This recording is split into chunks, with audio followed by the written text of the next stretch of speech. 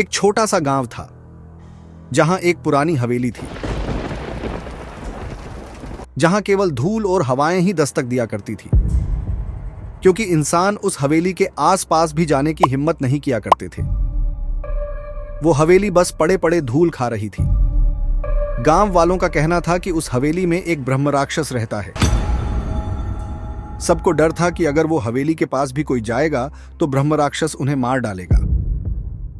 एक दिन एक नई फैमिली ने वह हवेली खरीद ली। मिस्टर शर्मा, उनकी पत्नी मिसेज शर्मा और उनकी 2 बेटी अंजलि और रेखा उस हवेली में रहने आए। गांव वाले उनको उस हवेली में शिफ्ट होता देख उन्हें चेतावनी दी, लेकिन उन्होंने इन बातों को बस अफवाह समझकर नजरअंदाज कर दिया। पहली रात अंजलि को अजीब सी आवाजें सुनाई देने लगीं। कभी कोई कह कहे लगाता तो कभी किसी के चलने की आहटें आती। उसने अपने पेरेंट्स को बताया, लेकिन उन्होंने कहा कि यह सब उसकी कल्पना है और नया घर होने के कारण तुम्हें ऐसा लग रहा है, पर कुछ दिन में सब कुछ सही हो जाएगा। दूसरी रात मिसेस शर्मा को अपने कमरे में साफ सफाई करते वक्त अचानक से आईने में एक परछाई नजर आई। जब उन्होंने गौर से देखा तो वह परछाई गायब हो गई। उन्होंने जब यह बात मिस्टर शर्मा को बताई, लेकिन मिस्टर शर्मा ने कहा कि ओहो, बस काम काम काम, थोड़ा आराम भी कर लिया करो। घर कौन सा कहां चले जा रहा है? तुम इतना काम करोगी तो थकावट की वजह से तुम्हें ऐसा नजर का एक धोखा हुआ होगा। तीसरी रात मिस्टर शर्मा को अपने कमरे के दरवाजे पर जोर जोर से खटखटाने की आवाज आई। जब उन्होंने दरवाजा खोला तो कोई नहीं था। तब वो अंजलि और रेखा के कमरे में जाके देखे तो उन्होंने देखा कि दोनों बहनें अपने कमरे में मस्त सो रही है। तो दरवाजा खटखटाने वाला कौन होगा? कहीं कोई चोर डकैत तो नहीं होगा? मिस्टर शर्मा जल्दी से हवेली की सारी लाइट्स ऑन कर देते हैं और हाथ में एक डंडा लेके घर का एक एक कोना ढूंढना चालू कर देते हैं, पर उन्हें किसी के होने का सबूत नहीं मिलता है। तब मिस्टर शर्मा को लगा कि शायद हवेली की बत्ती चालू करते ही वो छोड़ भाग गया होगा। ये सोचकर वो हवेली की सारी लाइट्स बंद करके वापस से सोने चले जाते हैं। अगले दिन अंजलि और रेखा खेलते खेलते हवेली के फर्स्ट फ्लोर में एक बड़ी सी दरवाजे वाली बंद कमरे में चले गए। वो कमरा काफी अजीब था, क्योंकि उस कमरे में कोई खिड़की नहीं थी। वो कमरा पतरे की थी, तो ऊपर 1-2 छेद थे जिससे कुछ रोशनियां उभर के आ रही होती है। वे दोनों उस हल्की सी रोशनी में कमरे के एक कोने में देखा, क्योंकि वहां से हल्की सी कुछ बड़बड़ाने की आवाजें आ रही होती है। वो दोनों देखते हैं कि उस अंधेरे से कोने में कोई शख्स दीवार की तरफ मुंह करके बैठा हुआ है। अंजलि उसके पास जाती है और पूछती है कि तुम कौन हो और यहां कैसे आए? वो शख्स जो भी था वो बड़ी भयानक हंसी हंसता है और पीछे मुड़ता है। उसकी लाल चमकती आंखें देख रेखा जोर से चिल्लाती है। उसकी चिल्लाने की आवाज किचन में काम कर रही मिसेस शर्मा के कानों तक पहुंच गई। वो झट से अपना काम छोड़ उस आवाज की ओर भागती है। वो उस कमरे में आके देखती है कि अंजलि एक कोने में बेहोश पड़ी है और रेखा डर से पूरी तरह कांप रही है। अंजलि को अस्पताल में भर्ती किया जाता है। 2 दिन बाद अब अंजलि घर पे आ गई थी। हंसती खिलती अंजलि अब बहुत गुमसूम सा रहने लगी थी। वो दिन भर अपने कमरे में लाइट बंद करके रहा करती थी।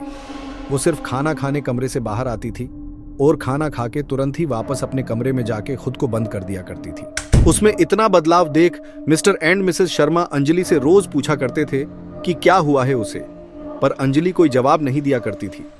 उसके घरवाले भी अब परेशान रहने लगे थे। कुछ दिनों बाद अंजलि की हालत अब और खराब हो गई थी। वो दिन ब दिन सूखते जा रही थी और अकेले बंद कमरे में रह के बीच बीच में पागलों की तरह हंसा करती थी। अब अंजलि अपने कमरे से बाहर निकलना भी बंद कर दी थी। मिसेस शर्मा अपनी बेटी की ऐसी हालत देख गांव वालों से बात करने की ठानती है। गांव वालों से बात करके उन्हें पता चला कि यह हवेली पहले एक छल कपटी पंडित की हुआ करती थी। उसके कई दुश्मन थे। उन्हीं दुश्मनों में से कोई एक ने उस पंडित का एक रात काम तमाम कर दिया। अपनी आधुनिक मृत्यु के चलते वो पंडित की आत्मा को शांति नहीं मिली और वो एक भयानक ब्रह्म राक्षस बन गया। आज तक जो भी इस हवेली में रहने आया है वो कुछ ना कुछ खोकर गया है।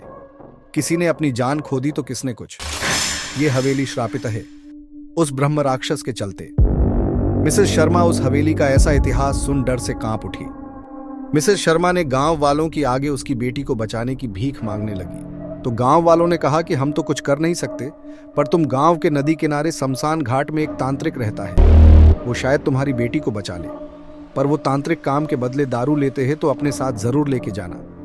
मिसेस शर्मा उसी शाम दारू लेकर उस तांत्रिक से मदद मांगने चली जाती है। वो तांत्रिक हामी भरते हुए उस हवेली में आ पहुंचता है। उस तांत्रिक के हवेली में कदम रखते ही अंजलि अपने कमरे से बाहर आती है और एक मर्दाना आवाज में उस तांत्रिक बोलती है कि तू कुछ नहीं कर पाएगा मेरा, तेरी भलाई इसी में है कि तू यहां से चुपचाप चला जा, और ये बात मैं दोबारा नहीं दोहराऊंगा। पर वो तांत्रिक कुछ जवाब नहीं देते हैं और अपनी साथ लाए सामग्री को बाहर निकाल के अपनी तांत्रिक क्रिया करना शुरू हो जाते हैं। उस क्रिया के दौरान अंजलि बहुत जोर जोर से चिल्लाए जा रही होती है और चीजों को यहाँ वहां फेंके जा रही होती है, जिससे घर में मौजूद हर किसको कुछ ना कुछ चोटें लगी हुई होती है। पर आखिरकार वो तांत्रिक कैसे न कैसे करके उस ब्रह्म राक्षस को अंजलि के शरीर से निकाल देता है। उसके बाद वो तांत्रिक कहते हैं कि ये ब्रह्म राक्षस काफी शक्तिशाली है, वो बस कुछ ही समय के लिए अंजलि के शरीर से बाहर गया है। तुम लोग जितने जल्दी हो सके ये हवेली खाली कर दो।